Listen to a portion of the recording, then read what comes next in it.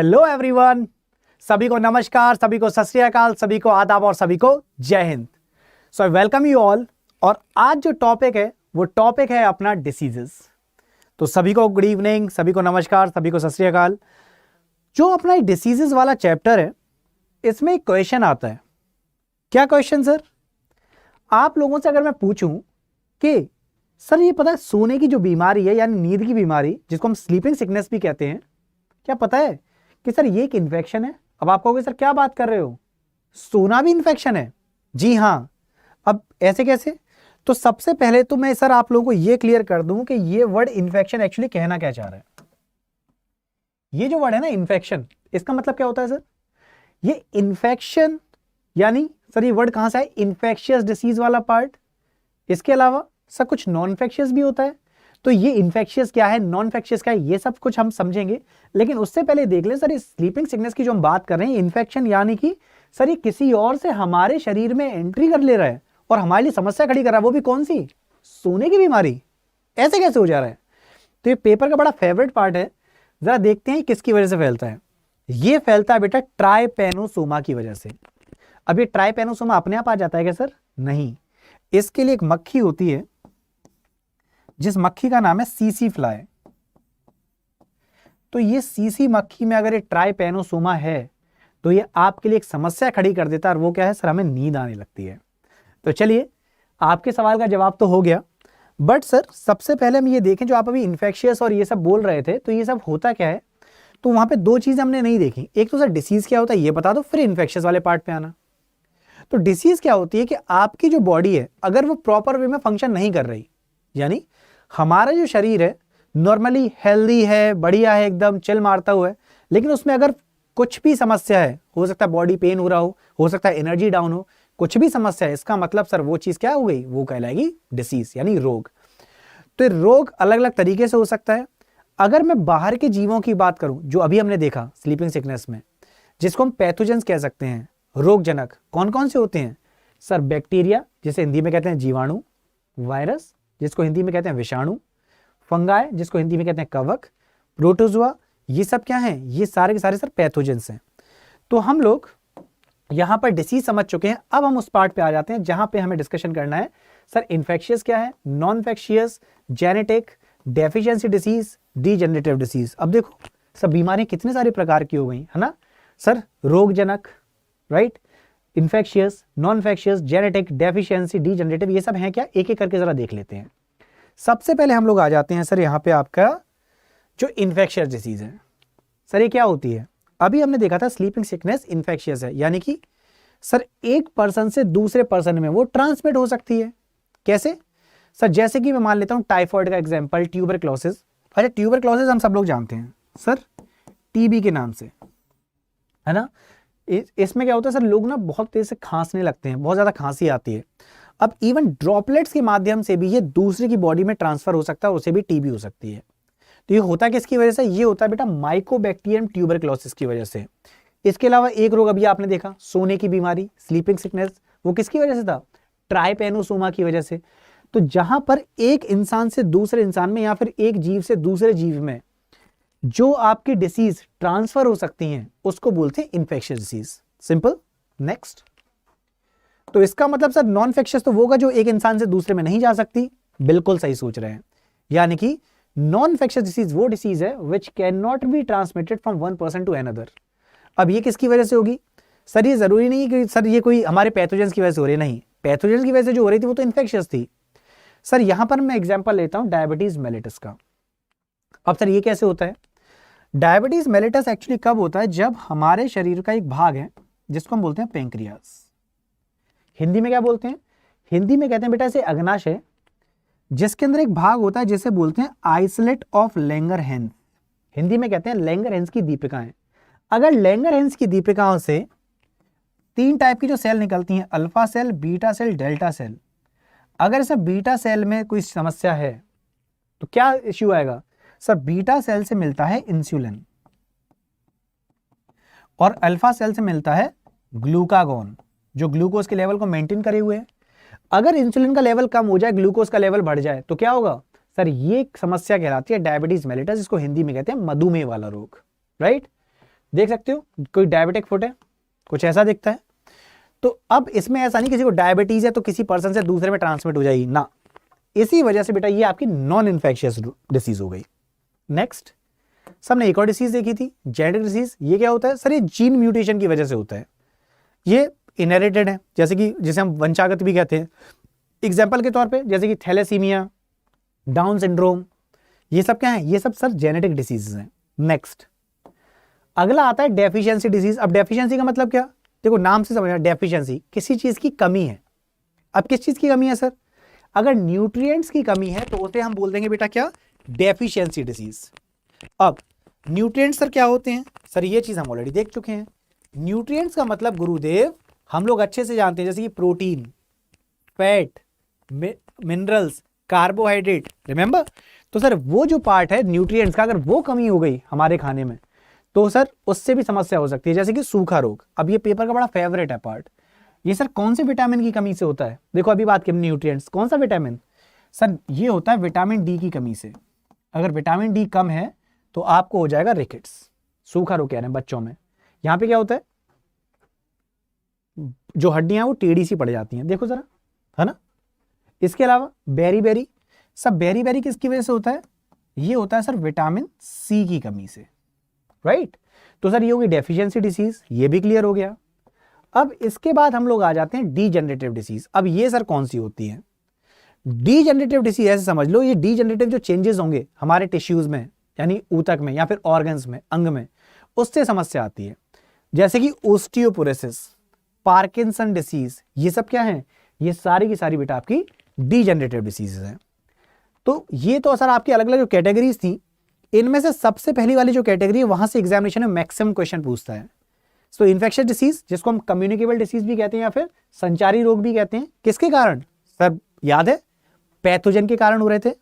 अब micro organism कौन कौन से, जैसे कि वायरस यानी विषाणु, बैक्टीरिया यानी कि जीवाणु, प्रोटोजोआ, फंगाई, पैरासाइट, इनकी वजह से होते हैं। तो सर वो कौन कौन से रोग हैं सर एक बार देख लेते हैं। तो वायरस से सर कौन कौन से रोग होते हैं, सर हम लोग बहुत अच्छे से जानते हैं, कौन सा, एड्स, एक्वायर्ड इम्यूनोडेफिशिएंसी सिंड्रोम। उसके अलावा सर एक वो समस्या जिससे हम अभी तक नहीं निपट पाए हैं, कौन सा, जिसके चक्कर में सर मास्क लगाना भी सीख गए, कौन सा सर, कोविड-19, याद है कोरोना वायरस। तो यस, तो वायरस की वजह से क्या क्या फैलता है सर, डेट इज डेंगू, कोविड-19, इन्फ्लुएंजा, एड्स, कहते हैं ना सर वायरल फीवर हो गया है। वायरल फीवर का मतलब है क्या, मतलब वहां पर कहीं ना कहीं वायरस का रोल है, राइट। चलो सर ये बात होगी वायरस की, आगे बढ़ते हैं। नेक्स्ट हम सब बैक्टीरियल इन्फेक्शन। बैक्टीरियल इन्फेक्शन का मतलब क्या सर, जो बैक्टीरिया की वजह से फैल रहा है, जैसे कि सर कॉलेरा, जिसको हम हिंदी में हैजा कहते हैं, डिफ्थीरिया, मेनिंजाइटिस। मेनिंजाइटिस एक्चुअली आपका ना मस्तिष्क से संबंधित रोग है, जहां पे मेनिंजेस की अगर हम बात करें सर, वहां पे क्या होता है कि आपके जो पार्ट है ना वो स्वेल कर जाते हैं, मतलब वहां पे सूजन आ जाती है। तो ये सब किसकी वजह से फैल रहा है, बैक्टीरिया की वजह से। गंदा पानी पिया, राइट, तो उससे क्या हुआ, आपको कॉलेरा हो गया, जिसको हम हैजा भी कहते हैं। डिफ्थीरिया, तो आपके ये इस वाले पार्ट में दिक्कत। तो बेसिकली ये जो बैक्टीरियल इन्फेक्शंस हैं किसकी वजह से फैल रहे हैं, सिंपल सी बात, बैक्टीरिया की वजह से। नेक्स्ट इसके बाद आता है सर फंगाई, कवक। कवक की वजह से क्या फैलता है सर, जैसे रिंगवॉर्म, अपनी बॉडी में पढ़ा था ना कई बार, राइट।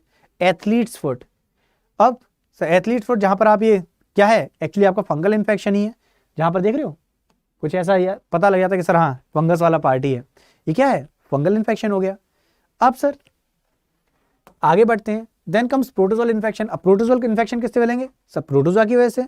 अब जैसे मलेरिया है, मलेरिया किसकी वजह से फैलता है सर, प्लाज्मोडियम की वजह से। पेपर में कई बार पूछा गया है किसकी वजह से फैलता है मलेरिया, प्लाज्मोडियम की वजह से। इसके अलावा सर अभी अभी हमने देखा सोने की बीमारी, सर सोने की बात मत करो, ये तो हम पढ़ाई करते हैं तभी नींद आ जाती है। तो यहाँ पे सर जो स्लीपिंग सिकनेस है, अफ्रीकन स्लीपिंग सिकनेस, किसकी वजह से फैलती है, ट्राइपेनोसोमा। लेकिन ये मक्खी याद रखना बेटा, मक्खी का नाम भी इंपॉर्टेंट है, उस मक्खी का नाम है सीसी फ्लाई, सीसी मक्खी, राइट। तो ये हो गया प्रोटोजोल इन्फेक्शन। इसके बाद अगला आता है वो इन्फेक्शन जो पैरासाइट की वजह से फैलता है। अब जैसे यहाँ पे देखो सर, पैर देखो कितने मोटे हो रखे हैं, है ना, ये क्या हुआ, ये स्वेलिंग हो गई सर, ये एक्चुअली बीमारी कहलाती है एलिफेंटिसिस। एलिफेंटिसिस हो गया, हुकवर्म हो गया, ये सब किसकी वजह से फैलते हैं, पैरासाइट्स की वजह से। इस वजह से इसे बोला जाता है पैरासाइटल इन्फेक्शन या फिर पैरासाइटिक इन्फेक्शन। तो यहाँ से हमें आइडिया लग चुका है कि आपके वो अलग अलग टाइप के इन्फेक्शन कौन कौन से थे। तो अब पेपर में कैसे सवाल पूछता है, तो आपसे ना एक कोई स्पेसिफिक बीमारी पूछ लेगा। फॉर एग्जाम्पल उसने पूछा टीबी किसकी वजह से फैल रही है, 4 ऑप्शन देगा, क्या सर वो बैक्टीरिया है, प्रोटोजोआ है, फंगाई क्या है। तो आप लोगों को ये याद रखना पड़ेगा। तो बैक्टीरिया से क्या फैलता है सर, ट्यूबरक्लोसिस, जिसको हम टीबी भी कहते हैं, फिर निमोनिया, इसके अलावा स्ट्रेप्टोकोकल इन्फेक्शंस, देन गोनोरिया, फिर स्कारलेट फीवर, टिटनेस, डिफ्टेरिया, पर्ट्यूसिस और आपका बुबोनिक प्लेग। ये सारे के सारे जो रोग हैं ये किसके कारण फैलते हैं, बैक्टीरिया की वजह से। तो एग्जामिनेशन में कैसे भी पूछ सकता है, 4 ऑप्शन देगा सर, एक पूछ लेगा आपसे कॉलेरा, एक पूछ लेगा एड्स, ऐसे करके 4 ऑप्शन देगा, पूछेगा बैक्टीरिया से क्या फैल रहा है। तो आपको पता है सब बैक्टीरिया से जो इन्फेक्शन फैलते हैं, आपके पास पूरी की पूरी लिस्ट है, राइट। देन अगले पार्ट पे आते हैं, अगला है वायरस। वायरस की वजह से कौन सी समस्या होती है सर, एड्स। एड्स कौन से वायरस की वजह से फैल रहा है सर, वो HIV virus, human immuno deficiency virus, right. Influenza, herpes simplex zoster, फिर हेपेटाइटिस हर एक टाइप की, देन कॉमन कोल्ड, राइट। उसके अलावा सर आप पोलियो का एग्जांपल ले सकते हैं, है ना। पोलियो किसकी वजह से फैलता है, पेपर का बड़ा फेवरेट क्वेश्चन है, पोलियो वायरस की वजह से। फिर उसके बाद मीजल्स, मम्स, रुबेलिया। तो ये सारी की सारी जो बीमारी किसकी वजह से फैल रही हैं सर, वायरस की वजह से। तो अब एग्जामिनेशन में कभी आएगा तो आप गलती मत करना, ये आपको सीक्वेंस ऑर्डर तो नहीं कहूंगा, लेकिन आपको याद रखना होगा कि वायरस की वजह से क्या फैल रहा है। ओके, नेक्स्ट अगला आता है फंगाई। अब फंगाई की वजह से क्या फैलता है, तो फंगाई की अगर बात करेंगे तो सबसे पहले आ जाएगा आपका कैंडिडियासिस। उसके अलावा सर एथलीट्स फुट, जो किसकी वजह से फैलता है, टीनिया पेडिस की वजह से। फिर उसके बाद jock itch, nail fungus, ringworm, फिर हिस्टोप्लाज्मोलिसिस। अब सर ये हिस्टोप्लाज्मोसिस जो है ये भी बेसिकली क्या है, फंगस की वजह से फैल रहा है। अब एक क्वेश्चन है जो हमसे एग्जाम में पूछ लेता है, सर ऐसा कौन सा फंगस है जो हम खा सकते हैं। तो आप कहोगे सर क्या बात कर रहे हो, फंगस हम खा भी सकते हैं। तो बेटा याद रखो, देखो जैसे आपके गुड बैक्टीरियाज भी होते हैं, अभी आपने देखा बैक्टीरिया समस्या हो रही है, लेकिन गुड बैक्टीरियाज भी हैं, कौन सा, दही वाला, लैक्टोबैसिलस। इसी प्रकार से कुछ आपके फंगाई अच्छे वाले भी हैं जो आप खा सकते हैं, जहां पर आप लोग एग्जाम्पल ले सकते हैं किसका, मशरूम। तो ऐसा कवक जो आप खा सकते हैं बेटा वो है आपका मशरूम, राइट। चलो सर ये बात हो गई फंगाई की। नेक्स्ट अगला बढ़ते हैं सर, अब आता है प्रोटोजोआ। तो प्रोटोजोआ में आप लोग क्या क्या देखेंगे सर, जो समस्या हो रही है सर, अमीबियासिस, राइट। उसके बाद अमीबिक मेनिंजोएन्फ्लाइटिस, उसके बाद सर मलेरिया, देन ट्राइकोमोनियासिस, फिर गियार्डियासिस।